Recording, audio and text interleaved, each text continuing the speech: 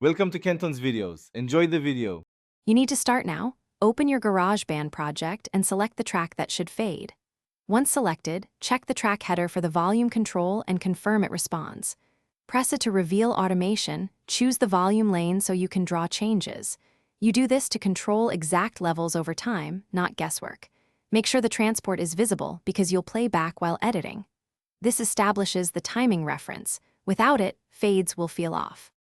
With automation visible, add an initial point where the sound should start unchanged, then another where the fade begins, and a third where it ends.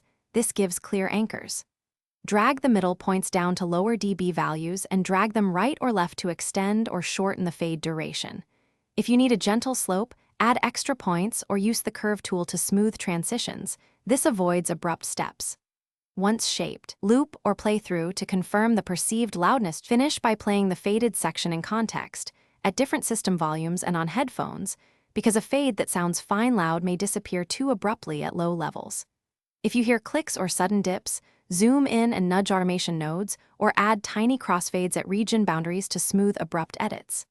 Make sure regions don't overlap weirdly. If the fade jumps, check for duplicate automation lanes or a hidden plugin gain. When satisfied, save a version copy so you can revert if needed. Thanks for watching. Consider subscribing if we helped you.